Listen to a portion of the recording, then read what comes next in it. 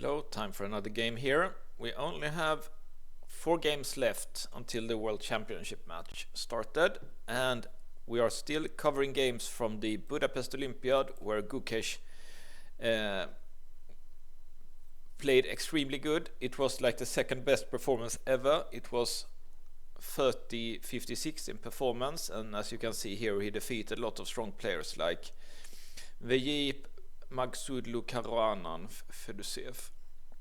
India won for the gold medal, and it was much thanks to Gukesh, who played extremely well, but also Erigaisi played very well on board too.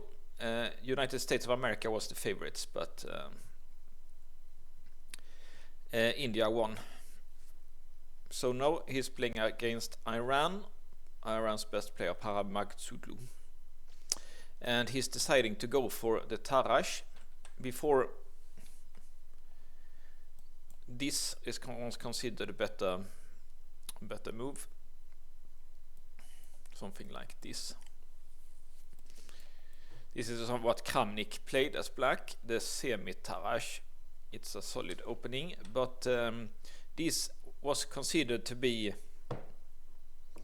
a dangerous opening, because often black gets an isolated pawn here, but Daniel Dubov's Stockfish found that there is like a forced variation here, which is fine for black, and Gukesh is playing that one. So let me show you. This is the main line, and here old main line is here. Here threatens to take, so now black has to take. Like this, and as you can see here, the computer thinks white has an advantage because this one is weak, but historically this was considered to be fine for black because black has some play, but you can see the computer thinks white is better. So if the computer thinks like one side is much better, then today people won't play this as black, so instead they play what Daniel Dubov recommends by take and bishop c5. The idea is to change the character position and play d4 as fast as possible, and white cannot prevent that, because now white is ready to do d4. Well, black is ready to do d4, but if white does this one, then there will be major problems here for white, because this square is weakened, and black gets like potential to get an attack here, maybe going with the h pawn here. So white has to play like this. An alternative here for white is to take here and play against what is known as the it's not the isolated pawn, but it's 2 pawns, sometimes called like hanging pawns.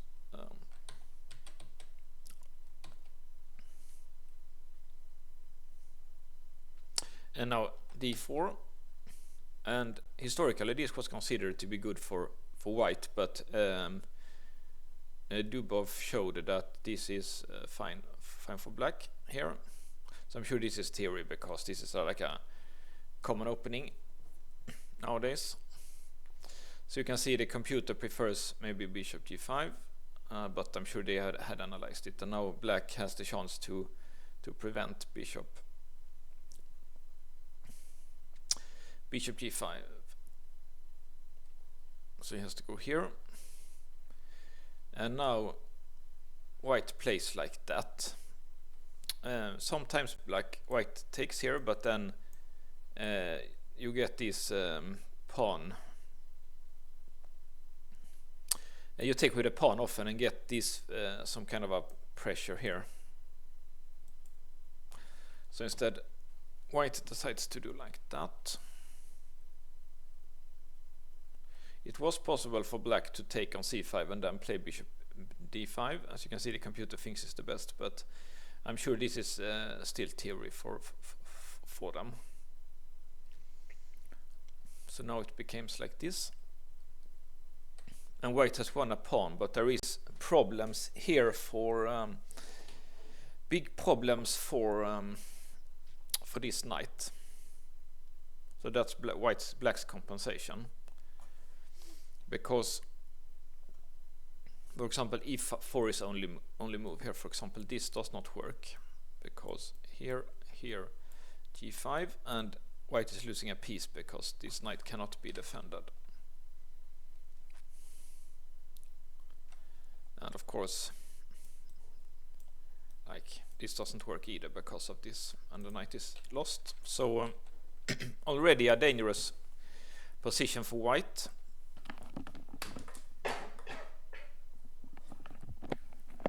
And he has to play e4 here, only move. And now black took it. It was also possible to take like this. Then game could have continued like this. And you can see the computer thinks this is equal also. Black has gone back the pawn. He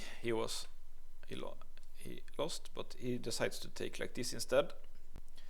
And now white makes a mistake here, which makes his position difficult already. He should have taken with the pawn, apparently, instead of the rook. And the plan is, of course, that there is like a pin, so if black takes here, white can take here. And if black takes the bishop, then he can trade queens and he doesn't lose the knight. So computer thinks knight b4 is best. Take. And there is like still some problems here for white, because the knight is still has problems here. For example, this. But black always has this. White always has this e4 move to not lose a piece here, even if it becomes complicated, because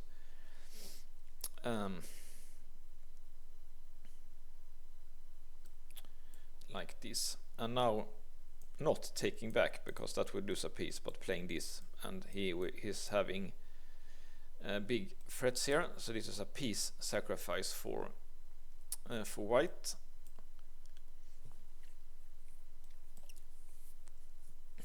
And here, if this tactic wins back a piece, I'm not sure players didn't see that this far, pretty far, but like this one is threatened, and if he defends, then he can do this kind of a tactic to win back the piece. So it used to work out tactically for white, at least this one. So, but here it was also possible to play e4 at once. For example, something like this could happen then. It's a little bit similar. This is a little bit similar to the game, but I think maybe. So they say this is equal. White has the potential of a passed pawn, but white's king is a bit. It's not so secure, so it's probably an equal position here. So let's see what happened after rook e3, and he finds the best move here, knight b4. He might have analyzed that the night before. So here only move is knight d6 to not lose a piece. And white managed to not lose material, but there is some problems with this pin here, and there is potential to like go here and take here and win the knight, basically is the threat. So here it's already big problems for white, and he doesn't play the best. He plays knight b3, no, rook b3, because like this kind of a fork is coming, so it makes sense to move the rook. So when the knight goes here, but maybe this was better. Now it's threatening to take and win the piece. He has to go here. and this will be quite similar to the game. So what will happen here is that this is only move to defend here, and then he will take, and rook e1, and we will get an endgame like this, which will also happen in the game, a little bit similar to this, but which I think is clearly better for black. Black has 2 knights against 2 rook, but when the queens are still on board, there is potential later for black to organize an attack on the king side. Currently white's position looks very safe here, but there is potential long term for white to organize an attack on for black to organize an attack on the white king. But he decides to put the rook here instead, and it becomes almost the same line, just that the rook is on a b3 instead. But here black makes a big mistake here. You could get a position that is similar to, it's very similar to the one we analyzed before, just that the rook is on b3 instead of f3. But instead black makes a move here which loses a pawn basically for nothing, because it must have been a miscalculation, because he plays knight g4 and it just loses the g4 pawn, g7 pawn for nothing, because he could already win 2 minor pieces for a rook. So let's see what happens now. Already he could take here, and then when he takes this rook. So about like that, but white puts in rook d1 first, threatening d5, so he has to go back, and now he does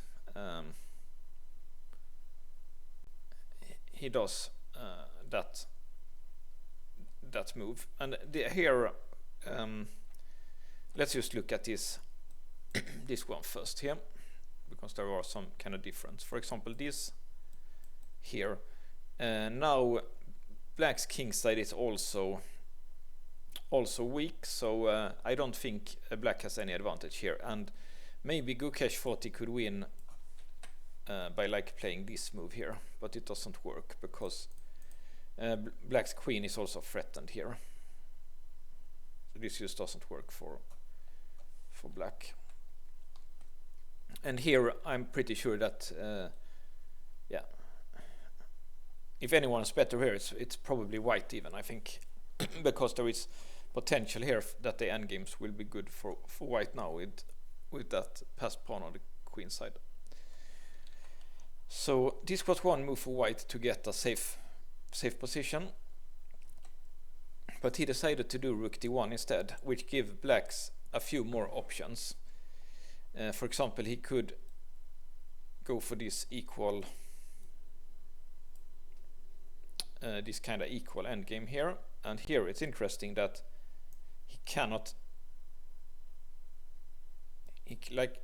trade here for some reason, because there is this white can always move this one and get back the rook with a fork here, so only move for black here to keep the balance is to go here.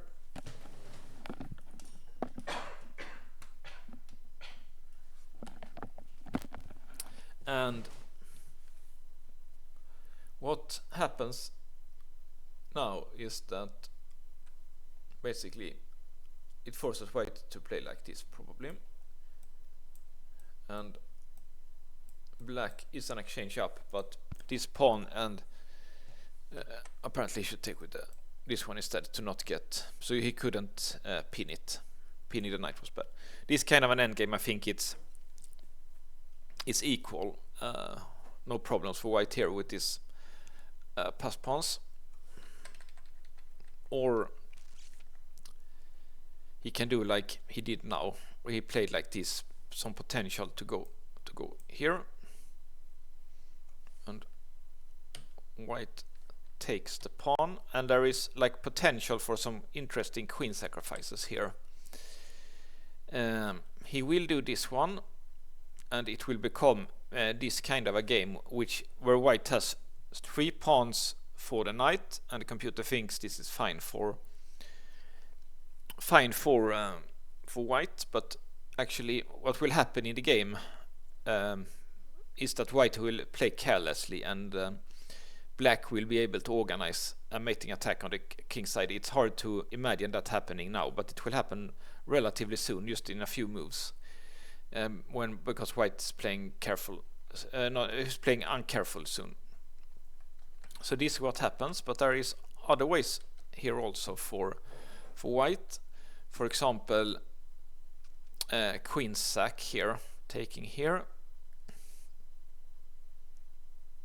and if it takes the queen, check, and here we cannot take the bishop because it will be such a fork here. So it's like only moves here.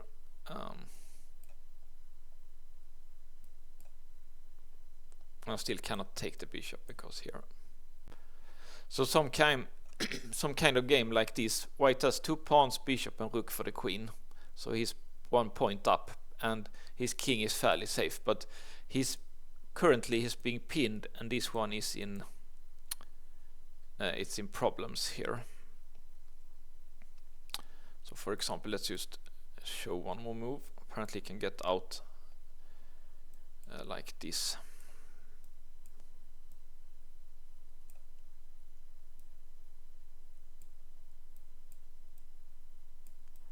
Something like this, and this is clearly a fortress, a drawn fortress here. No problems for, because white is solid here with the pieces, so it's a clear draw here. Something like that could have happened, and that was also possible here for black to not take the queen here, but take the knight. So only is to go here, trade, and it's a bit lucky for white here that this works, because this kind of an endgame, it's here he will win back the piece basically. So that's why that works a little bit lucky for white. And if black plays like this, then he cannot win back the knight, of course, but it's probably still a draw here because of the past pawns, but here of course Gukesh could try to play on. So what happened here was that he went for this endgame, not the endgame, but this position where black has a piece and white has 3 pawns, but white's king is relatively safe here, so should be an equal position.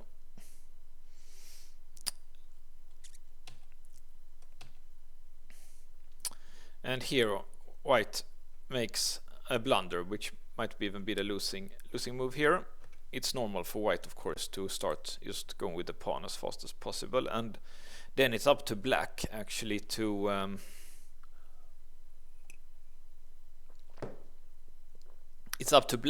show that he has some answer, because it's easy for white just to go with the plans, and it's up to black to create counterplay on the king side. But this one doesn't work. It's losing move. He must have missed what will happen here in the end, because he thought maybe this will be trades, but in the end here black will have a mating attack, as I will see. So this is a big blunder here, because black can take, and of course he can't. He has to take on d8. It's the only move here, and black takes back, and like if he trades on c4, then it's just lost. It's just two knights are too strong there, so it's just a lost position. So he has to take here, and this was his plan also. But the thing is that this counter attack here, it's already winning for black. It's already winning. So let's see. He tried here, but there is no other move. So here apparently rook d2 is mate in 11. And notice again, I've talked about this many times, that a knight next to the king is good to cover the checks. For example, here, check here, and this knight just covers everything. So can't check here, can't check here. I can't do anything. So if this would have been a pawn, of course white would have been white who had winning attack or at least perpetual checks. But black did this one instead, which also works fine.